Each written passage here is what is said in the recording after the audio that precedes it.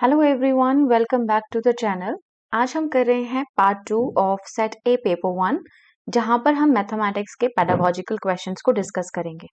हम कोशिश करेंगे ये जो क्वेश्चंस हम कर रहे हैं ये हमारे सेंस ऑफ ह्यूमर या बेसिक सब्जेक्ट की जो नॉलेज हमारे पास है उससे ही हम इसको सॉल्व करें और देखते हैं कितने क्वेश्चंस हम करेक्टली कर पाते हैं। आप एक काम कर सकते हैं कि अगर आपको प्रैक्टिस करनी है, आप साथ साथ अपने आंसर्स गैस करते हुए चलिए और जो करेक्ट आंसर होगा फिर बाद में उससे मैच करते हैं।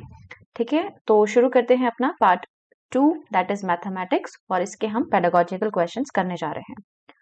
31st क्वेश्चन कहता है which of the following statements about nature of mathematics are most appropriate. हमें बताना है कि गणित की जो प्रकृति है उसका जो नेचर है वो इनमें से कौन से स्टेटमेंट को जस्टिफाई करता है।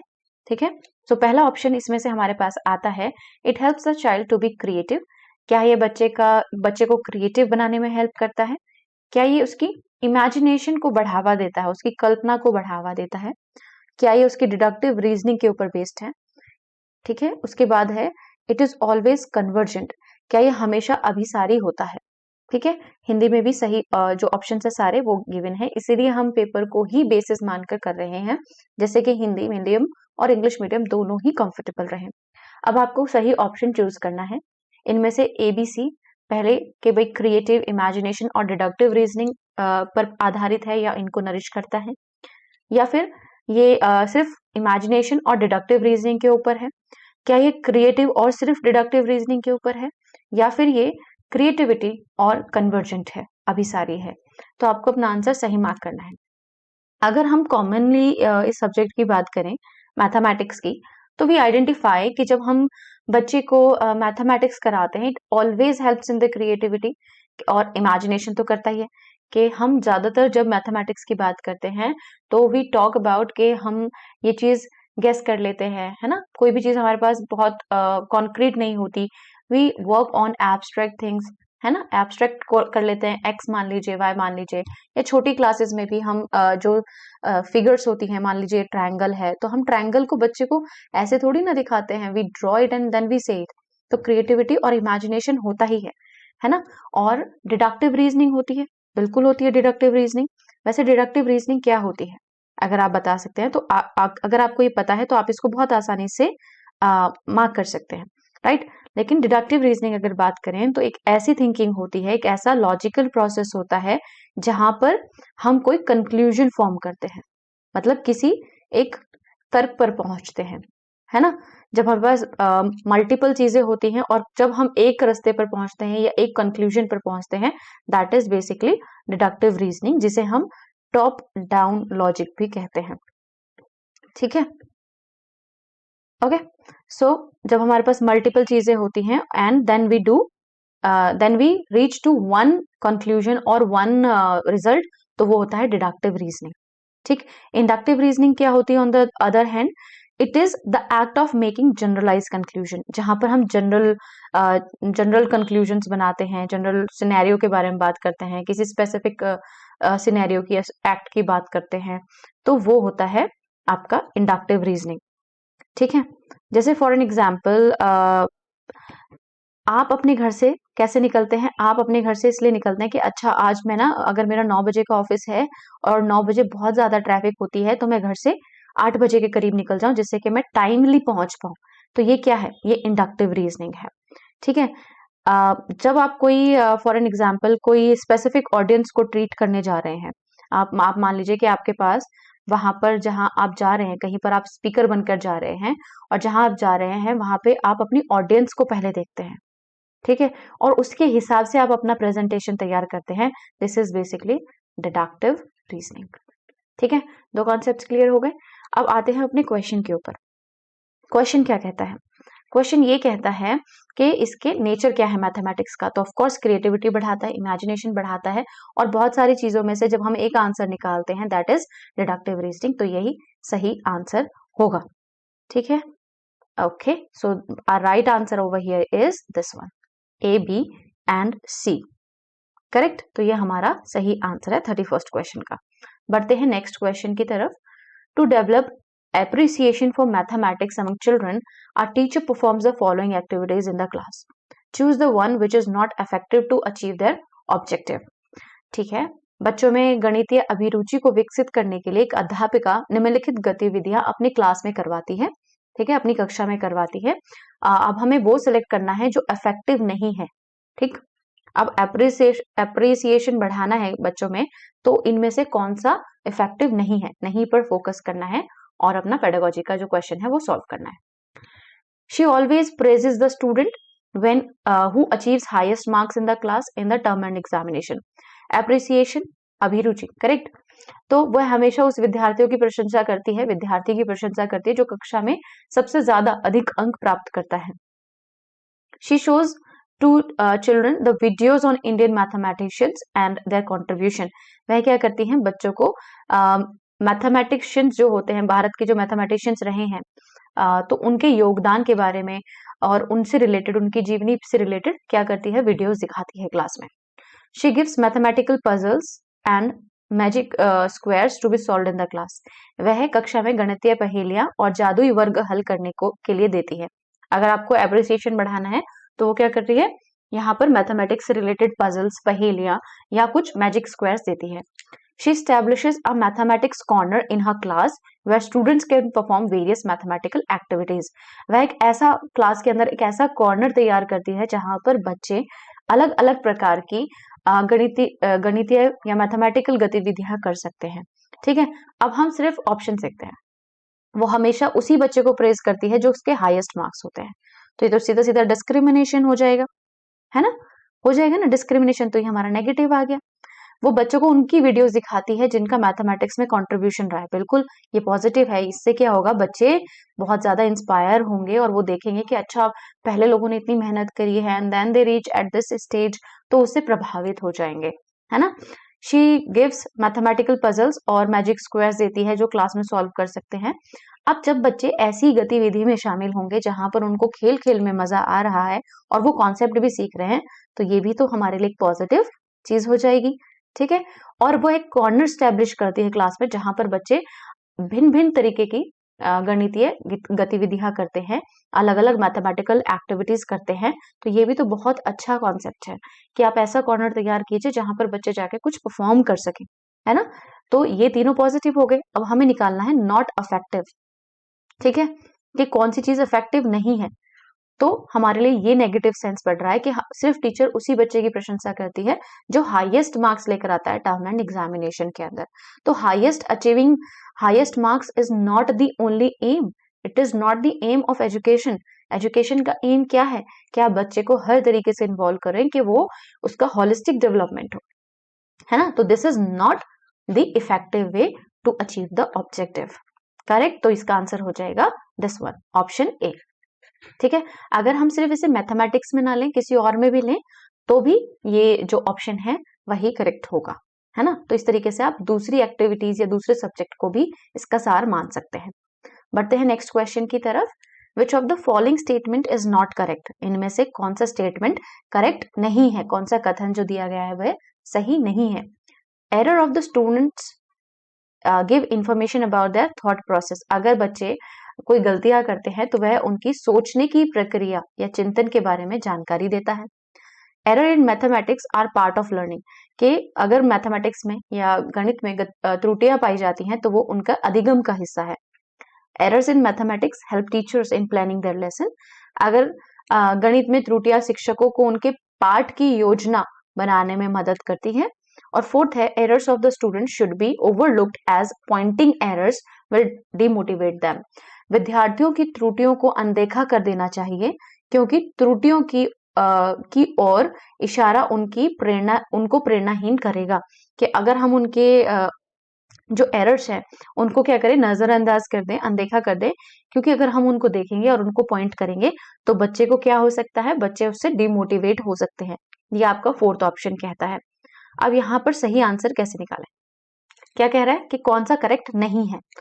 देखिए, अगर बच्चा कोई एरर करता है तो हमें ये पता चलता है कि बच्चा उस चीज को कैसे प्रोसेस कर रहा है ना, उसकी कैसी सोच प्रभावित हो रही है, कैसे उसकी सोच विकसित हो रही है, अभी उसका लर्निंग लेवल क्या है, ये सारी चीजें हमें उसकी बच्चों की गलतियों से पता चल जाता है।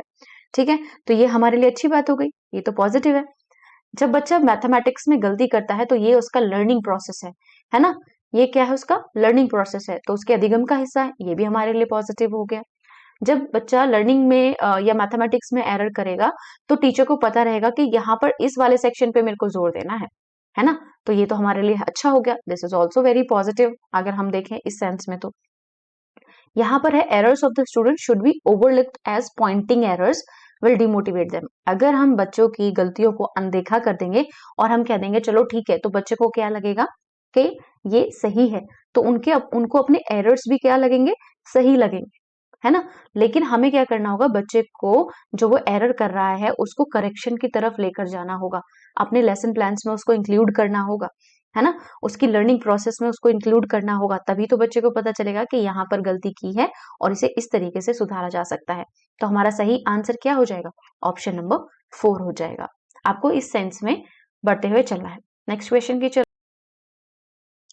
34th question says which of the following statement is not correct about assessment। Assessment के बारे में कौन सा कथन जो है वो सही नहीं है आकलन के बारे में, ठीक है। तो फर्स्ट ऑप्शन कहता है नॉर्म रेफरेंस असेसमेंट जो है वो सिर्फ डायग्नोस्टिक टेस्टिंग और रेमेडियल टेस्टिंग के लिए इस्तेमाल किया जाता है। क्राइटेरियन रेफरेंस असेसमेंट वो सिर्फ मास्टरी लेवल वो इवेल्युएट करता है किसी भी बच्चे का mastery level of learning. Criterion reference assessment use किया जाता है सिर्फ डायग्नोस्टिक टेस्टिंग और रेमेडियल टेस्टिंग के लिए या टीचिंग के लिए। Norm reference assessment tells us where a student stands as compare to other students in his or her performance. वह बताता है, नॉर्म रेफरेंस असेसमेंट यह बताता है कि बच्चा जो है विद्यार्थी अपने प्रदर्शन में अन्य विद्यार्थियों की तुलना में कहाँ पर खड़ा है, ठीक है। अब ये जो रेमेडियल टीचिंग होती है, ये वह टीचिंग होती है, मान लीजिए आप किसी बच्चे को कोई सम सिखा रहे हैं, है ना, तो वहां पर बच्चा जो है वो ये वाली डिजिट सिंगल डिजिट का क्वेश्चन तो कर पा रहा है, लेकिन डबल डिजिट वाला जो क्वेश्चन है वो नहीं कर पा रहा है। तो आप इसके लिए उसको बच्चे को क्या करेंगे, रेमेडियल टीचिंग करेंगे, या जो भी प्रॉब्लमेटिक सब्जेक्ट है या जो भी प्रॉब्लमेटिक एरिया है, जब आप बच्चे को वह पर्टिकुलर एरिया टीच करते हैं या वह पर्टिकुलर सब्जेक्ट टीच करते हैं या वो पर्टिकुलर स्किल टीच करते हैं, that is remedial teaching. Diagnostic testing क्या होता है, जब आप बच्चे को उस बेसिस पर टेस्ट करते हैं जहाँ पे आपको कुछ उसका एरिया, प्रॉब्लम, स्किल्स आइडेंटिफाई करनी हो। शुरुआती तौर पे जो टेस्टिंग होती है या जो असेसमेंट होता है, दैट इज डायग्नोस्टिक टेस्टिंग। अब दो कॉन्सेप्ट और आते हैं यहाँ से निकल के, norm referenced and criterion reference assessment, ठीक है। ये दोनों क्या होते हैं, देखिए, जो नॉर्म रेफरेंस टेस्टिंग होता है ये कंपेयर करता है स्टूडेंट की परफॉर्मेंस को उनके ही ग्रुप के जो पीयर्स हैं, मान लीजिए बच्चा है और ये उसका पीयर ग्रुप है, ये इन दोनों की परफॉर्मेंस को इसके अगेंस्ट में ही असेस करता है, यानी कि यहाँ पर कंपैरिजन होता है स्टूडेंट की परफॉर्मेंस में और जो ग्रुप ऑफ पीयर्स है उसकी परफॉर्मेंस में। जब हम क्राइटेरियन रेफरेंस असेसमेंट की बात करते हैं तो वह बच्चे का एक मास्टरी लेवल किसी भी पर्टिकुलर स्किल में या नॉलेज में उसको टेस्ट करता है, ठीक है। तो ये दो डिफरेंसेस हो गए। अब यहाँ पर कौन सी बात सही नहीं है ये हमको बताना है ना। तो जैसे हमने भी जाना कि नॉर्म रेफरेंस जो है वो पीयर ग्रुप में करता है और क्राइटेरियन रेफरेंस जो है वह उसको उसका जो आकलन करता है वो मास्टरी लेवल पर करता है। तो इसका मतलब तो ये हो गया, जो हमारा ऑप्शन नंबर 2 है वह तो बिल्कुल ठीक है, करेक्ट। ऑप्शन नंबर 2 बिल्कुल ठीक है कि मास्टरी लेवल ऑफ लर्निंग किसी भी बच्चे की कोई स्किल हो या नॉलेज हो उस पर असेस करता है ना। और criterion reference assessment diagnostic testing में भी इस्तेमाल किया जा सकता है और रेमेडियल टीचिंग में भी इस्तेमाल किया जा सकता है, जहां पर हम देखते हैं कि बच्चे का लेवल क्या है, उसकी लर्निंग क्या है, ये सारी चीजों को हम क्या करते हैं, असेस करते हैं। तो डायग्नोस्टिक टेस्टिंग और रेमेडियल टेस्टिंग दोनों में इस्तेमाल किया जा सकता है, रेमेडियल टीचिंग में इस्तेमाल किया जा सकता है, ठीक है। इसके बाद आता है norm reference assessment tells us where a student stands as compare to his or her performance with the peers और द स्टूडेंट्स। क्या वह अपने प्रदर्शन में अन्य विद्यार्थियों की तुलना में कहाँ पर खड़ा है। जब हम पीयर ग्रुप से उसका कंपैरिजन करते हैं तो वह नॉर्म रेफरेंस असेसमेंट होता है। तो ये भी ठीक है, ये भी ठीक है। अब हमसे क्या पूछा है उन्होंने कि कौन सा ठीक नहीं है, तो कौन सा ठीक नहीं है, ऑप्शन नंबर ए जो है वो या 1 ये ठीक नहीं है। तो हमारा राइट आंसर जो हो जाएगा ऑप्शन नंबर 1 हो जाएगा। बढ़ते हैं नेक्स्ट क्वेश्चन की तरफ। मैथमेटिकल लर्निंग मटेरियल, ये कुछ इन्होंने एक्टिविटीज या एक हेल्प दिया गया है कि किस चीज में हमें हेल्प करता है, मैथमेटिकल लर्निंग मटेरियल। बेसिकली जो TLM है मैथमेटिक्स के लिए, वो learning material helps teacher in demonstrating the formula, कि वह सूत्र क्या करता है, सूत्र के प्रदर्शन में शिक्षकों की मदद करती है। टीचिंग लर्निंग मटेरियल जो है मैथमेटिक्स में, that help students in self learning, ये क्या करती है, स्वतः अधिगम में विद्यार्थियों की मदद करती है। इसके बाद helps teachers in providing instructions, जब टीचर्स पढ़ा रहे होते हैं तो शिक्षण विधि में भी जो है लर्निंग मटेरियल हेल्प करता है। इसके बाद है developing learning environment in the class, के क्लासरूम में लर्निंग एनवायरनमेंट या अधिगम वातावरण का निर्माण करने में मदद करता है टीचिंग लर्निंग मटेरियल। ठीक है, हमें सही ऑप्शन का पता करना है। अब देखिए, जो आपके ऑप्शंस हैं वो C, D, A, B और दो दो ऑप्शंस दिए गए हैं इसमें से, तो इसका मतलब हमारे कोई ही दो ऑप्शन ही इसमें से क्या है, करेक्ट है। ठीक है, helps teacher in demonstrating the formula, formula जो है, जो सूत्र जो है, क्या उसमें टीचिंग लर्निंग मटेरियल हेल्प करेगा? कर सकता है, लेकिन बहुत अच्छा जो है इसमें एग्जाम्पल ये नहीं है। बच्चे की सेल्फ लर्निंग में हेल्प करेगा, बिल्कुल, है ना, हेल्प करेगा कि नहीं करेगा ये? तो ये हम एक ऑप्शन में रख सकते हैं इसको, बिल्कुल कर सकता है ये हेल्प, क्योंकि लर्निंग मटेरियल्स जो होते हैं वो क्या करते हैं, वो यही तो काम करते हैं कि आपके क्लासरूम में जो हो रहा है उसको इजीएस्ट फॉर्म में प्रेजेंट करना, बच्चे खुद से करके सीख सकें, इसलिए तो हेल्प किया जाता, उसकी हेल्प ली जाती है। Help teachers in providing instruction, जब टीचर पढ़ा रहा होता है ना, तो वो क्या करता है कि वो उससे हेल्प लेता है, तो ये टीचर की हेल्प के लिए हो गया, है ना, हम इसको भी होल्ड पे रखते हैं। Develops learning environment in the classroom, कि हाँ बिल्कुल, जब आप कोई ऐसे मटेरियल का इस्तेमाल करते हैं जो क्लासरूम का वातावरण बदल दे और एक लर्निंग वातावरण में बदल दे, एक लर्निंग एनवायरनमेंट में बदल दे, तो उससे अच्छा क्या हो सकता है, जहां पर बच्चे खुद मोटिवेट हो जाते हैं पढ़ने के लिए। तो ये दोनों चीजें तो टीचर के लिए या टीचर के एंड पर हेल्पफुल हो गई, लेकिन हमें बच्चे को ध्यान में रखे हुए करते हुए करना है ना। तो हमारा जो सही आंसर हो जाएगा वो ऑप्शन डी, बी और डी जिसमें आता है वही सही ऑप्शन हो जाएगा। अब इसमें आता है C&D, A&B, B&D, ये वाला जो सही है ये हमारा आंसर हो जाएगा, क्योंकि देखिए ये दोनों चीजें टीचर के एंड पर है। आप कहेंगे कि ये तो ठीक है, ये भी ठीक है, लेकिन क्या होता है कि ये टीचर के एंड पर है, टीचर को हेल्प करते हैं। हमारा मेन क्या है कि हम लर्निंग मटेरियल का इस्तेमाल कर रहे हैं, तो वो हमारे बच्चे को कैसे हेल्प कर रहा है ना, तो हमारे बच्चे को वो सेल्फ लर्निंग इंप्रूव करेगा और एक क्लास में लर्निंग एनवायरनमेंट बढ़ाएगा। बढ़ते हैं नेक्स्ट क्वेश्चन की तरफ। According to the National Education Policy NEP 2022, Olympiads and competition in various subjects will be dash across the country. राष्ट्रीय शिक्षा नीति NEP 2020 के अनुसार देश भर में विभिन्न विषयों में ओलंपियाड और प्रतियोगिताएं डैश होंगी, क्या होंगी, कि उनको सरल बनाया जाएगा, उनको मजबूत बनाया जाएगा, या उसको डिस्करेजिंग बनाया जाएगा, या उसको कम कर दिया जाएगा, है ना।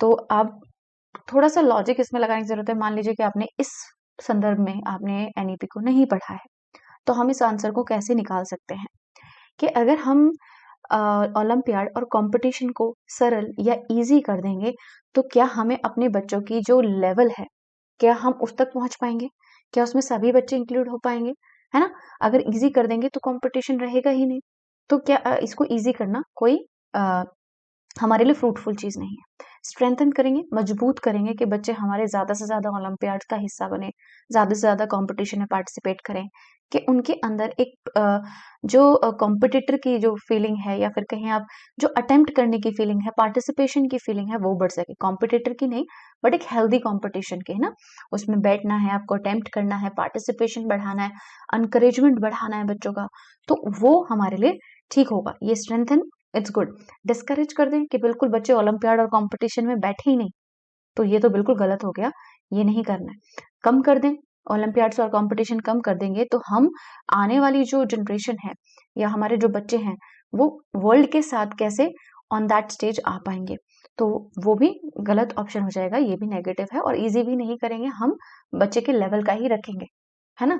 तो सही ऑप्शन जो हो जाएगा वो स्ट्रेंथन हो जाएगा, मजबूत करें, कि जिससे हमारे बच्चे जो हैं हर तरीके के सब्जेक्ट के लिए, स्किल के लिए, नॉलेज के लिए रेडी रहें। ठीक है, तो ऑप्शन नंबर 2 जो है इसमें करेक्ट हो जाएगा। Next question, question number 37। Concepts like more और less, long and short, far and near, big and small etcetera are, ये जो कॉन्सेप्ट होते हैं मैथमेटिक्स में, अधिक या कम, लंबा छोटा, दूर समीप, बड़ा छोटा, ये क्या है, ये हमें बताना है। वेग टर्म्स हैं कंपैरिजन के लिए, के तुलना के लिए अस्पष्ट शब्द हैं। एंटोनियम्स है not necessary for learning mathematics, ये विलोम शब्द हैं जो गणित सीखने के लिए बिल्कुल आवश्यक नहीं है। सिंपली इंग्लिश लैंग्वेज एडजेक्टिव्स हैं, सीधे शब्दों में अंग्रेजी भाषा विशेषण है। या इंपॉर्टेंट प्री नंबर कॉन्सेप्ट्स हैं, ये महत्वपूर्ण पूर्व संख्या या प्री नंबर अवधारणाएं हैं। हमें बताना है कि क्या है। जब हम बच्चे को प्री क्लासेस में पढ़ाते हैं या छोटी क्लासेस में सिखा रहे होते हैं, तो हम अक्सर ये कॉन्सेप्ट्स बच्चे को कराते हैं, है ना। ये long short, far near, big ball, small ball, इस तरीके के कॉन्सेप्ट हम बच्चे को कराते हैं ना। जैसे टॉल, स्मॉल, इस तरीके के कॉन्सेप्ट हम कराते हैं। तो ये क्या है, ये सिर्फ कंपैरिजन के लिए एक अस्पष्ट शब्द है? नहीं, ये एंटोनिम्स है, सिर्फ विलोम शब्द हैं जो गणित में बिल्कुल जरूरी नहीं है, बिल्कुल नहीं जरूरी नहीं होते, तो हम अब तक इनको नहीं पढ़ा रहे होते, है ना। कि सिर्फ इंग्लिश के एडजेक्टिव या विशेषण शब्द हैं, बिल्कुल भी नहीं। ये एक इम्पॉर्टेंट प्री नंबर कॉन्सेप्ट है। जब हम बच्चे को पढ़ा रहे होते हैं, नंबर सिखाएंगे, तो उससे पहले उसको पता होना चाहिए ना कि कौन सा बड़ा है, कौन सा छोटा है, कौन सी चीज लंबी है, कौन सी छोटी है, तभी तो वो तुलना कर पाएगा। तो ये इंपॉर्टेंट प्री नंबर कॉन्सेप्ट्स हैं। ये आपको फ्री के नंबर मिलते हैं एग्जाम्स में, अगर आप थोड़ा सा इस पे लॉजिक समझ जाएं तो। According to the National Curriculum Framework 2005, classroom researchers have indicated a fairly systematic devaluation of girls as incapable of mastering mathematics even when they perform well in mathematics. What is the most appropriate reason for this? ये कहते हैं कि जो NCF है, जो राष्ट्रीय पाठ्यचर्या रूपरेखा है 2005 के अनुसार, कक्षाओं के ऊपर किए गए शोध बताते हैं कि लड़कियों को गणित में जो मास्टरी है वो नहीं मिलती है ना, कि योग्य नहीं मानकर उनका काफी व्यवस्थापित अवमूल्यन होता है, जबकि वे गणित में अच्छा प्रदर्शन करती हैं। मीन्स वो परफॉर्म अच्छा करती हैं लड़कियां, लेकिन तब भी रिसर्चेज में ये पाया गया कि हम लड़कियों को फेयरली ये नहीं कहते या उनकी वैल्यू नहीं करते, सिस्टमेटिकली वैल्यू नहीं करते कि लड़कियां मैथ्स में अच्छी होती हैं। तो इसका एप्रोप्रिएट रीजन क्या हो सकता है, ऐसा कहता है हमारा question. Poor performance of girls in mathematics due to the fear of mathematics prevalent to them. तो ये कहते हैं कि बच्चों की, जो लड़कियां हैं, बच्चियों की प्योर परफॉर्मेंस इसलिए होती है कि वो मैथ से डरती हैं। Mathematics it's by it's nature is a male dominated subject, कि गणित जो है अपनी प्रकृति द्वारा ही पुरुष प्रधान विषय है। Gender constructs of society have led to the belief that boys use more innovative strategies for problem solving, thus have better conceptual understanding. समाज के लिंग संबंधी धारणाएं इस मान्यता की ओर ले जाती हैं कि लड़के समस्या समाधान की ज्यादा नवीन कार्य विधियां उपयोग करते हैं और इसीलिए उन्हें बेहतर अवधारणात्मक समझ होती है। The mathematical abilities in boys are innate. तो लड़कों में गणितीय क्षमताएं जन्मजात हैं। तो ये हमारे ऑप्शन है। बेसिकली लड़कियों को गणित में मास्टर का जो लेवल है या मास्टरी जो है उनकी, उसको काफी हद तक माना नहीं गया है। तो उसके क्या मोस्ट अप्रोप्रिएट रीजन हो सकते हैं, वो यहाँ आपको ऑप्शन में बताना है। अभी देखिए, लड़कियों की पुअर परफॉर्मेंस है, जरूरी तो नहीं कि सारी लड़कियां मैथ्स में कमजोर हों, तो उनको हर किसी को डर लगता हो, ऐसा नहीं है। We have seen such so good examples कि लड़कियां मैथ्स में अच्छी होती हैं। तो ये हमारा ऑप्शन तो बिल्कुल गलत है। मैथमेटिक्स कहीं भी ये नहीं बताता कि वो पुरुष प्रधान विषय है या वो मेल डोमिनेटेड सब्जेक्ट ही है कि जिसे सिर्फ पुरुष ही पढ़ सकते हैं, ऐसा बिल्कुल नहीं है। ठीक है। जेंडर कंस्ट्रक्ट जो है, जो हमारी सोसाइटी के द्वारा बनाया गया है, वो ये कहते हैं कि लड़के जो हैं अपने मोर इनोवेटिव स्ट्रेटेजीज का इस्तेमाल करते हैं प्रॉब्लम सॉल्विंग के लिए, इसीलिए उनकी जो कंसेप्चुअल अंडरस्टैंडिंग है वो बेटर होती है। ये जेंडर कंस्ट्रक्ट है, समाज के द्वारा, समाज की जो लिंग संबंधी धारणाएं हैं उससे प्रभावित होता है ये।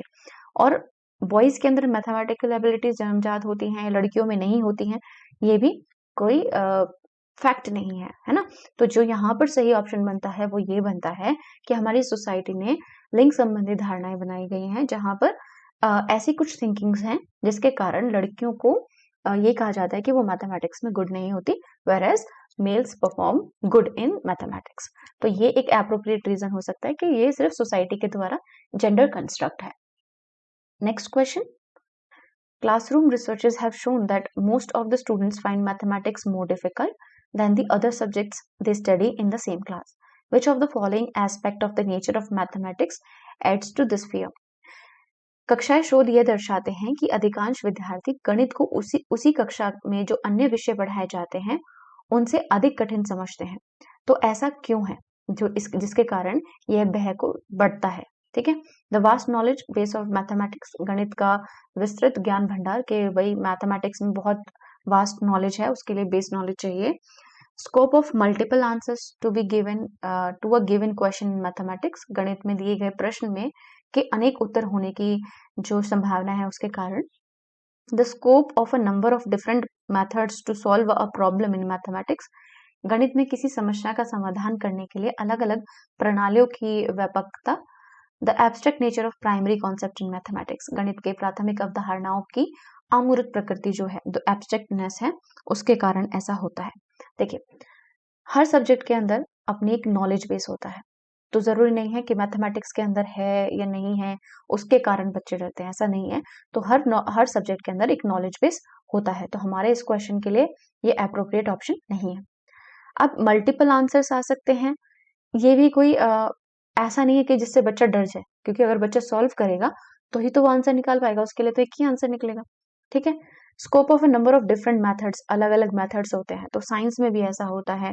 इवन जब आप इंग्लिश करते हैं, इंग्लिश में भी आपके पास मल्टीपल ऑप्शंस होते हैं, तो ये भी नहीं है। लेकिन जो नेचर क्या है कि मैथमेटिक्स जो है वो एब्स्ट्रैक्ट नेचर है ना, इसके जो प्राइमरी कॉन्सेप्ट्स हैं या आप बाद में भी पढ़ते हैं, हमेशा जो कॉन्सेप्ट्स हैं वो एब्स्ट्रैक्ट नेचर के होते हैं मैथमेटिक्स में, जिसके कारण जो भय है वो क्रिएट हो सकता है, या फियर जो है मैथमेटिक्स से वो क्रिएट हो सकता है। तो तीनों ही ये नेचर को सूट नहीं करते, बट मैथमेटिक्स का ये नेचर जरूर है कि वो एक एब्स्ट्रैक्ट नेचर का सब्जेक्ट है। Next question, who among the following has worked in the field of mathematical astronomy. ठीक है, बहुत ही नॉलेज बेस्ड क्वेश्चन है, तो इसका जो सही आंसर है वो है महावीरा, कि उन्होंने मैथमेटिकल एस्ट्रोनॉमी पर काम किया है। ये सभी मैथमेटिशियंस रहे हैं और इनका मेनली फिजिक्स वाले फील्ड में अगर आप देखेंगे तो इनमें काम रहा है। आर्यभट्ट का तो रहा ही है, मैथमेटिक्स से रिलेटेड है ना, तो ये जो सही आंसर है इसका ऑप्शन नंबर 4 सही आंसर है, Mahavira, that deals with basically astronomy, है ना, इससे ही आप क्लिक कर सकते हैं महावीर। ओके, एक और कॉन्सेप्ट है, vegetable seller was selling spinach for 60 rupees per KG. एक सब्जी वाला जो है वो पालक 60 रुपए प्रति किलोग्राम से बेच रहा है। सोनू ने खरीदा 350 ग्राम ऑफ पालक और उससे वेजिटेबल सेलर ने मांगा 21 रुपए। ठीक है, 6 + 6 + 6 + 3 सोनू से मांगा उसने इस हिसाब से। Which of the following statement is or are true regarding the mathematical skill used by the vegetable seller? सब्जी बेचने वाले द्वारा प्रयोग में लाए गए इस गणितीय कौशल के संबंध में निम्नलिखित में से कौन सा कथन सत्य है, हमें बताना है। ये जो मैथमेटिकल स्किल है वो बहुत एम्बिगुअस है, अस्पष्ट है। ये स्किल जो उसने यूज करी है उससे हम क्लासरूम में मैथमेटिकल प्रॉब्लम सॉल्व करने के लिए यूज में नहीं ले सकते। Such skills help in developing alternative strategies for solving mathematical problems. अब देखिए, अब सब्जी वाला जो है उसको मैथमेटिक्स तो नहीं आती, उसको फॉर्मूला लगाना तो नहीं आ रहा है, लेकिन उसको ये पता है कि मैं किस तरीके से उस अमाउंट को डिवाइड करूं जिससे कि मैं उससे एप्रोप्रिएट पैसे जो है वो ले लूं, है ना। तो ये क्या हो सकता है, इसका सही आंसर क्या हो सकता है, हमें बताना है। ए और बी दोनों है, सिर्फ ए है, बी है, या फिर सी है। ठीक है, अभी देखिए, ये अस्पष्ट तो नहीं है क्योंकि उसने बिल्कुल अपने हिसाब से ठीक करके किया, उसने डिवाइड किया, अच्छा इतना इतना इतना होगा, 100 ग्राम इतना होगा, फलाना इतना होगा, ऐसे करके उसने किया। उसके बाद उसने ये नहीं कह सकते कि यूजफुल नहीं है मैथमेटिकल प्रॉब्लम सॉल्व करने के लिए, क्योंकि उसने भी किया है ना। ये जो है ये सही है कि हाँ, ये एक ऑल्टरनेट स्ट्रेटेजी हो सकती है किसी भी प्रॉब्लम को सॉल्व करने की। मैथमेटिक्स में अगर आप प्रॉब्लम सॉल्व कर रहे हैं और आपको नहीं पता कि आप 350 ग्राम कितने का देंगे, तो उसने जो स्ट्रैटेजी यूज करी है वो एक ऑल्टरनेट स्ट्रैटेजी है। ठीक है, तो ऑप्शन नंबर सी हमारा आ रहा है ऑप्शन नंबर 4 के अंदर, तो हमारा जो सही आंसर है वो है option number 4। Next question, which of the following depicts a situation where children are constructing knowledge on their own. इनमें से कौन सी ऐसी परिस्थिति यह दर्शाती है कि बच्चे ज्ञान का निर्माण स्वयं कर रहे हैं। The best student in the class reads aloud the multiplication table and rest of the students repeat after him.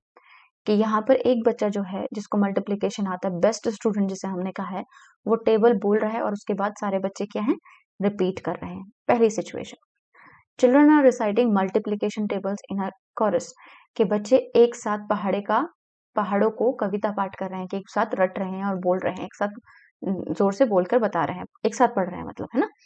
Children are given manipulatives like number grids, tokens arranged in rectangular arrays and they're exploring multiplication pattern using them, के बच्चों को जिससे वो खुद कर सकें ऐसे TLMs दिए गए हैं, जैसे नंबर ग्रिड्स, टोकन्स दिए गए हैं, एक रेक्टेंगुलर उसमें कंडीशन में वो अलाइंड है, जहां पर बच्चे खुद क्या कर रहे हैं, एक्सप्लोर कर रहे हैं मल्टीप्लिकेशन पैटर्न्स को और उनको यूज कर रहे हैं।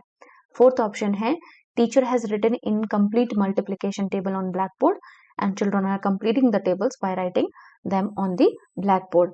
तो टीचर ने क्या कर दिया है कि टीचर ने ब्लैक बोर्ड पर आधे अधूरे मल्टीप्लिकेशन के जो टेबल है वो लिख दिए हैं। अब बच्चे वहां पर जाते हैं और उस पर सही आंसर लिखकर उसको कंप्लीट कर रहे हैं।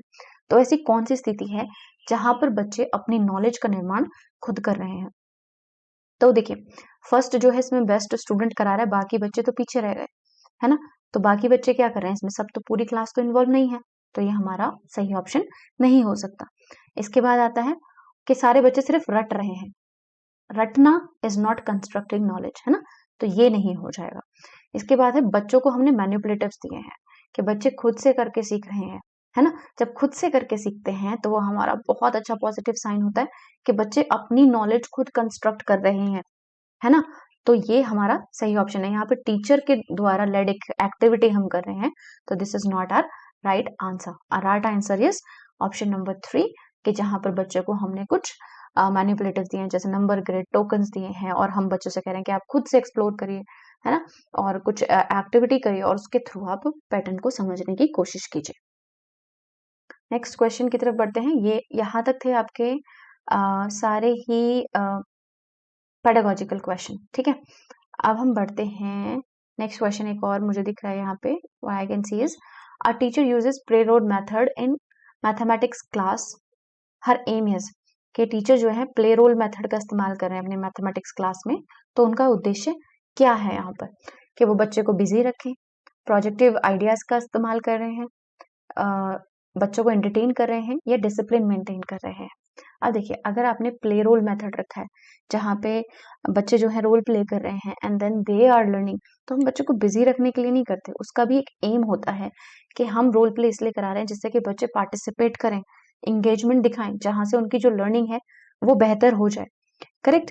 तो बच्चों को एंटरटेन करने के लिए भी नहीं कर रहे हैं और डिसिप्लिन मेंटेन करने के लिए भी नहीं कर रहे हैं। हम चाहते हैं कि बच्चों के अंदर जो आइडियाज हैं वो निकल कर आए, है ना, उनके विचार निकल कर आए, तो हम प्रोजेक्टिंग आइडियाज जो है वो हमारा सही ऑप्शन जो है यहाँ पे वो हो जाएगा। Okay, substizing play an important role in developing the number sense. Which of the following is an example of a student demonstrating the student of substizing? संख्या बोध विकसित करने में उपकरणा या सबस्टाइजिंग एक महत्वपूर्ण भूमिका निभाती है। निम्नलिखित में से कौन सा उदाहरण है जो विद्यार्थियों में उपकरणा के कौशल का प्रदर्शन करता है? कि जो बच्चे हैं वो सबस्टाइजिंग जो है उसको परफॉर्म कर रहे हैं क्लासरूम में, जिसमें हम बच्चे को नंबर सेंस सिखा रहे हैं। तो यहाँ पर कुछ एक्टिविटीज उन्होंने दी हैं और वो कह रहे हैं कि इनमें से कौन सी ऐसे एग्जाम्पल है जो सबस्टाइजिंग का जो एग्जाम्पल है उसको दर्शाता है, ठीक है। तो देखते हैं क्या है। Student recognises the number of 6 as 1 added to 5, ठीक है। विद्यार्थी संख्या 6 की पहचान 5 में 1 जोड़ने के रूप में करता है, कि जब बच्चा 5 में 1 जोड़ेगा तो 6 बन जाएगा, ठीक। Student rolls a die and is able to say it 4 without actually counting the dots, के बच्चे ने एक डाइस या एक पासा फेंका और बच्चे ने उसको काउंट नहीं किया और देखते ही बोल दिया ये तो 4 है, जब इस तरीके का डाइस सामने आया उसने कहा 4। Student recognises the number 4 as the number with 1 taken away from 5, बच्चा जो है वो 4 नंबर कहता है जब उसको ये पता चलता है कि 5 में से 1 गया तो 4 निकलेगा, 4 आएगा, 5 में से 1 निकलने के रूप में करता है 4 की पहचान। Student recognises the number of 5 as the successor of 4, बच्चा जो है 5 की संख्या की पहचान 4 से जो पहले आता है ना, जो सक्सेसर होता है वो किसे कहते हैं, जो पहले आता है उससे, तो उसके रूप में करता है। तो हमको कैसे पता चलेगा कि वो क्या कर रहा है, सबस्टिटाइजिंग कर रहा है, सबटाइजिंग कर रहा है, ठीक है। ओके, तो सबटाइजिंग क्या होता है? इट इज द एबिलिटी जहां पर हम कोई भी नंबर को पहचान सकते हैं। It is the ability to quickly recognise the number of objects in a small set without counting them, कि बिना काउंट किए ये जो है ये एक ऐसी विधि है जहां पर हम विदाउट काउंटिंग क्या करते हैं? नंबर को रिकॉग्नाइज करते हैं या पहचान करते हैं। तो इसे कहते हैं, क्या कहते हैं इसको? सबटाइजिंग कहते हैं। क्या कहते हैं? सबटाइजिंग कहते हैं। जब हम किसी भी चीज की या किसी भी नंबर की पहचान करते हैं किसी भी ऑब्जेक्ट से विदाउट काउंटिंग देम। तो यहाँ पर ऐसा कहाँ हो रहा है? ऐसा हो रहा है नंबर 2 के अंदर, जहां पे हमने एक्चुअली क्या करा? हमने बिना काउंट किए क्या किया? Without actually counting the dots, बच्चे ने बोल दिया कि ये तो 4 है। ठीक है, दिस इज कॉल्ड सबटाइजिंग। करेक्ट? तो option number 2 is the correct answer over here. यहां से आपके शुरू हो जाते हैं आपके कॉन्सेप्ट बेस्ड क्वेश्चंस। ठीक है, तो this is all in today's video and I hope कि आपको ये क्लियर हुआ होगा। I guess one more question is left. Which of the following is the most appropriate way to help a primary school learner visualize the equivalence between the fraction 2/3 and 4/6? के यहाँ पर एक primary school में बच्चा जो पढ़ रहा है उसको कैसे बताएं कि ये इन दोनों में डिफरेंस है या ये इक्विवेलेंट है? तो हम कौन से मेथड का इस्तेमाल करके बताएंगे? बेसिकली अगर आप चैप्टर आपको पता है तो आप आराम से इसमें इसको टिक कर सकते हैं। तो इसमें कोई प्रॉब्लम नहीं है कि हमको आपको प्रणाली बतानी है। नहीं, आप सिंपली बता सकते हैं कि इसमें कौन सा आंसर होगा। ठीक है, तो डिवीजन मेथड हम नहीं करेंगे जब हम इक्विवेलेंस शो करेंगे। एलसीएम हम इसमें नहीं निकालेंगे जब हम इक्विवेलेंस शो करेंगे।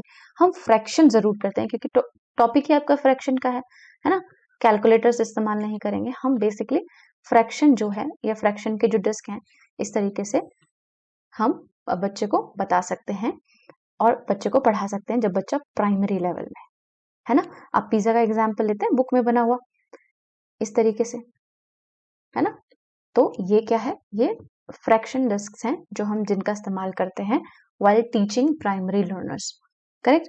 So this is all in the mathematics pedagogy section. I hope कि आपको ये हेल्पफुल रहा होगा and you learned something out of it. अगर आपको वीडियो पसंद आए तो प्लीज वीडियो को लाइक कीजिएगा और अगर आपने चैनल को अभी तक सब्सक्राइब नहीं किया है do please subscribe the channel and I hope to see you in other videos. Thank you so much for watching.